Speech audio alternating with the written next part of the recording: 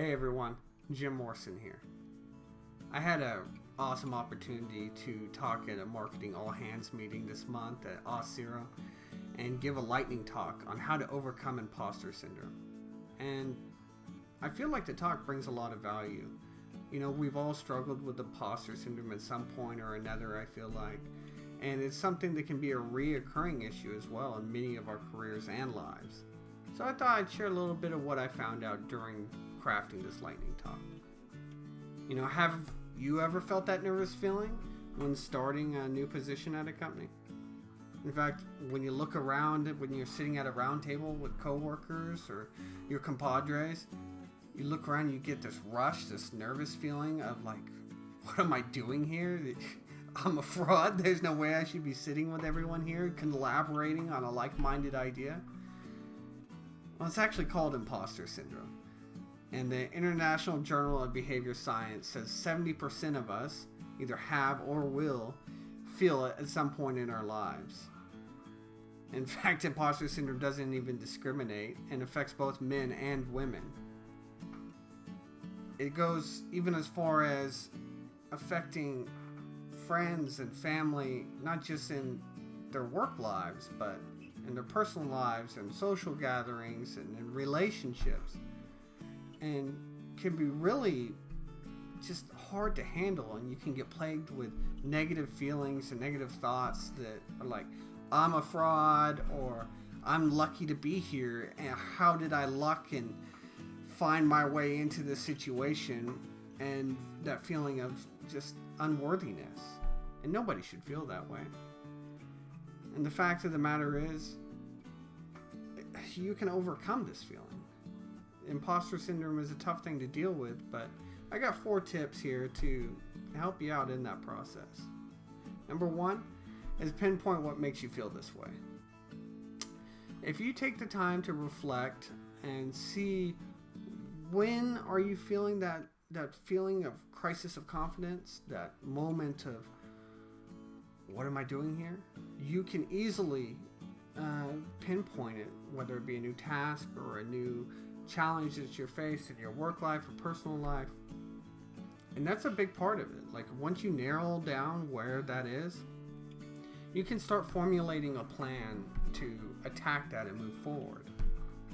Which brings us to number 2, find a mentor.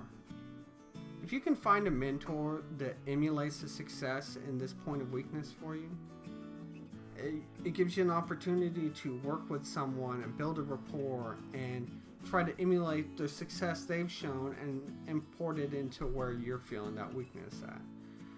It gives you an opportunity to build a support system above just your family and friends and find someone professionally that is just killing it the way you would love to do it. So it gives you an opportunity to do so. Which brings us to number 3, which is remember all the challenges you've overcome to get to this point.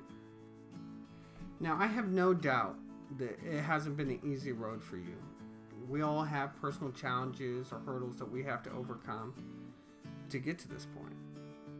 And the fact of the matter is, you did. You got to this point. You conquered them. You vanquished them in any way, shape, or form that allowed you to move forward. And here you sit, better than ever.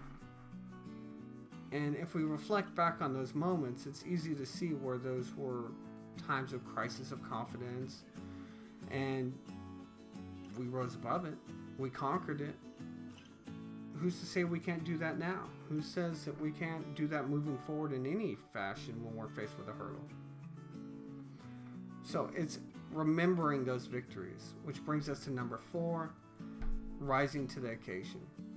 Now that we've reflected on those past challenges won, we can look forward to tomorrow knowing with confidence that we can conquer whatever is ahead of us, whether it be learning a new programming language or taking on a new role at an organization.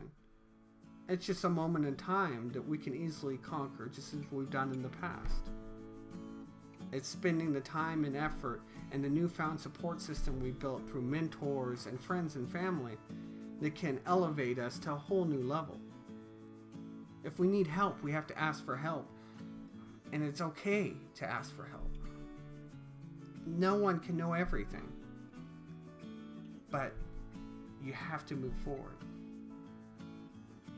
Because at the end of the day, if you remember all those victories, personal and professional, you deserve to be where you're at. And I have no doubt that you're not an imposter. At least that's just my insight. My name's Jim Morrison. Don't forget to like the video if you liked it. Subscribe if you want to see more content coming your way. And hey, if you have any insights on different videos or content you'd love to see fly your way as far as development related, drop it in the comments section below. I appreciate it. And tell me a moment in time when you were faced with imposter syndrome and how you overcame it. Have a great one, everyone.